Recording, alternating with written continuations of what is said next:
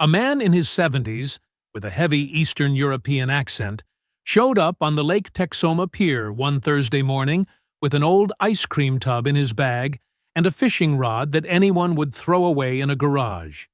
Cheap monofilament line, simple hook, nothing special. Next to him was a guy with the complete setup. $400 Abu Garcia combo, brand new power bait box, blue cooler, ergonomic aluminum chair. The package for someone who takes fishing seriously. The old man assembled everything in silence. He cast the line without testing, without adjusting anything. And he waited. 5 hours later, the old man had 23 channel catfish in his bucket. The guy from Abu Garcia had one fish, after 5 hours and $400 on the line. The people on the pier stood there staring, not understanding what had happened. Stay until the end. I'll show you exactly what was in that jar. Sometime in the morning, while the other guy was changing bait for the 5th time, the old man opened the ice cream container, took out a small ball of pale, strange dough, rolled it between his fingers without ceremony, and stuck it on the hook. He cast the line without testing the depth, without adjusting the float. He sat back down in his chair. In less than 4 minutes, the rod bent. This bait has a Russian name. It's a technique that comes from rivers in Siberia and arrived here in the United States with immigrants who never stopped fishing the way they learned from their parents. They fished in the Mississippi, in the lakes of Minnesota, in the Missouri River, in the rivers of Ohio. They came home with fish every week while their neighbors went to Bass Pro Shops. Nobody asked what they used, and they weren't the type of people to go around announcing their own secret. No store will teach you this. Not because it's complicated, because it costs pennies to do at home, and you can't charge $60 per cent. Comment below which state you're watching from. I want to know where these people are from. But before I show you what it is, you need to understand why the American fishing industry will never tell you this voluntarily. The fishing industry in the United States generates more than $50 billion a year. $50 billion. This number exists because millions of American anglers buy power bait, scent spray, synthetic rubber lures, and over 200 other products that promise results, and depend on you continuing to buy them every season. An item that costs $1.50 and you can make at home in 20 minutes doesn't fit into this business model. It never will. The Russian, Ukrainian, and Polish immigrants who came to the American Midwest brought this technique with them. They fished in icy rivers before arriving here, and when they did, they continued fishing the same way, with what they had. Nobody in the Bass Pro Shops or anything like that stopped to ask what they used, and they weren't the type of people to brag about it.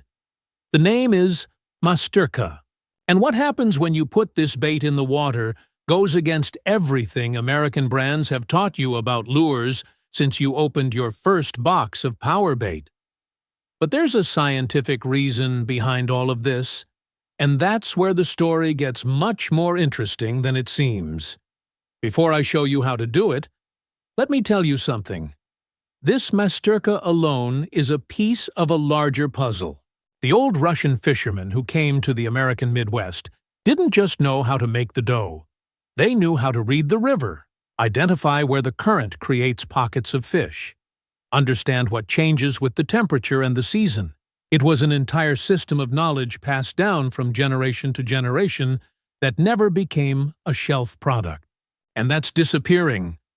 I compiled this kind of knowledge, what the industry has buried, and what traditional fishermen keep without publishing it anywhere, into high-level fishing, the water game, spending a fortune on synthetic bait every week, and still coming out of the water empty-handed.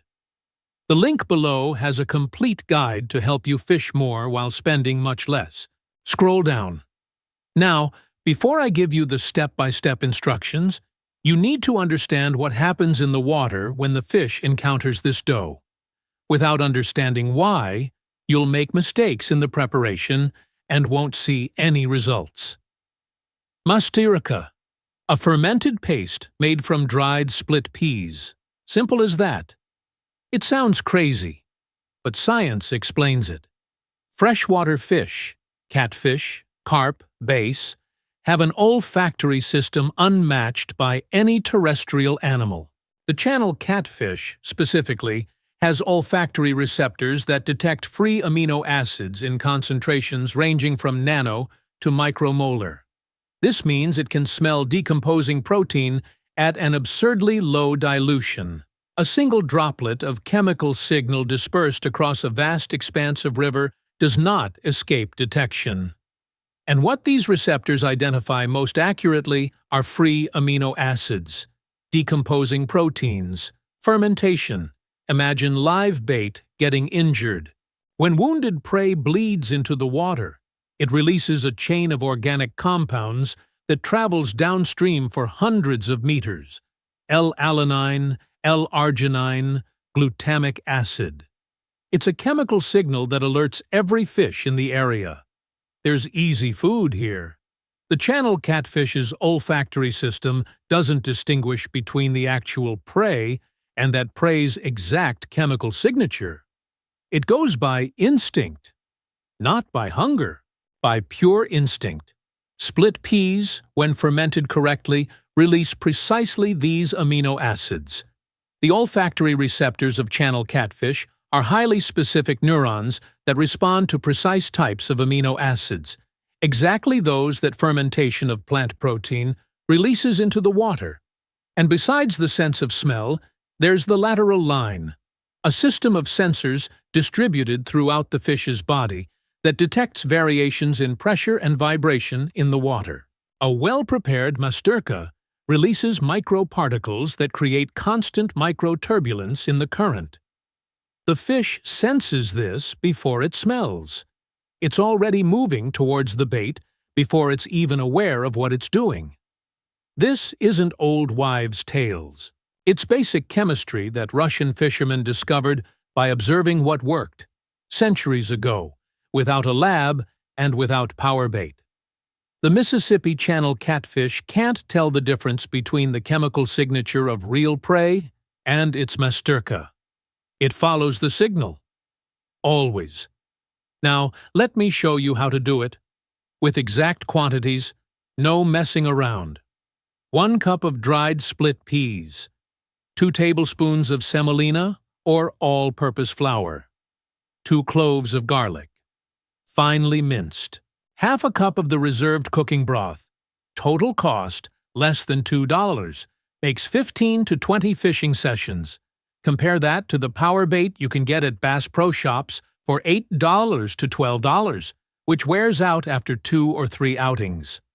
Step 1. Place the split peas in a saucepan, cover with water, and cook over medium heat for 25 minutes. They must be completely soft. When you squeeze a peas between your fingers, they should fall apart without any resistance. Step 2. Drain the water, but keep half a cup of the broth. While it's still hot, mash it with a fork until it becomes a smooth paste. Fine lumps are fine, large lumps are not. Step 3. Add the semolina and crushed garlic. Mix with your hands until the dough is firm enough to roll into balls without sticking. Too soft? Add more semolina. Too firm? Add a drizzle of the broth you reserved. Step 4. Wrap in plastic wrap and refrigerate for at least 24 hours. This resting time is where everything happens. The fermentation enzymes release the amino acids that the fish will detect. Don't skip this step. Fresh mastyrka doesn't have the chemical profile you need. I tested it. It doesn't work the same way. This ratio here is one of those in the guide, along with versions adapted for different species. Carp responds better to a version with honey and vanilla. And bottom-dwelling catfish has a specific combination that Russian fishing masters used for deep river fishing. Store in the refrigerator for up to 1 week. In the freezer, It will keep for 3 months without losing effectiveness. But making the right dough at home isn't enough. There's a mistake most people make by the water's edge that ruins everything you've prepared. And it's ridiculously easy to avoid. In the water, the masturka works best near structure, underneath submerged logs, near large rocks, where the current naturally slows down. In the rivers of the Midwest and the Mississippi, Russian fishermen always sought out the spots where the deeper water meets a platform of sand or clay. That's where the channel catfish waits. Best time, dawn and dusk. It's not folklore, it's biology. The water temperature drops during these periods, the fish's metabolism speeds up, and its sense of smell becomes more acute. The compounds in the masturka disperse further in colder water. Channel catfish and carp respond best. Largemouth bass also attack when the lure is correctly positioned on submerged structure. The fatal mistake: touching the masturka with hands that have just been smeared with insect repellent or sunscreen. A single contact contaminates the bait with synthetic compounds. And the olfactory receptors of the channel catfish detect this type of molecule as a danger signal. You spent 24 hours preparing the right bait and ruined everything in 5 seconds by not washing your hands beforehand. Wash your hands with soap and water before handling the bait. No perfume, no creams, no synthetic ingredients. And after casting, leave it alone. The second biggest mistake is reeling in the line every 5 minutes. You break the scent trail that was forming in the current. The fish was following the signal and you cut it off. Think about your next outing. You're on the Missouri River, on Lake Michigan, on the lake in your state, the one you know like the back of your hand, while the guys next to you open the $10 power bait that will be gone in 2 outings. You pull the plastic container out of your bag, the same kind of container the old man at Lake Texoma used. It cost $1.80. It'll last you 20 fishing trips. In less than an hour, the bucket starts to fill. People on the pier begin to glance sideways. Someone approaches curiously and asks what you're using. You look at the old ice cream container. You smile. You decide whether to tell them. Your friends who spend hundreds of dollars a year on synthetic bait will want to know what happened. You'll be the fisherman in the story, not the one who came back with an excuse, but the one who came back with fish. Click now. Secure your access to high-level fishing, the water game, and let these strategies start transforming your next fishing trips. The link is in the first pinned comment. When you return from the water applying what you've learned, come back here and comment, "I caught more." That will be your commitment to your evolution in fishing, and perhaps it's exactly the step that separates the stories you hear from the stories you'll start telling. The knowledge that Russian and Ukrainian immigrants brought with them to the United States isn't on the shelves of any store. You never will be. Because you can't charge $80 for something that generations of fishermen did with what they had at home. Subscribe to the channel and turn on notifications so you don't miss the next video.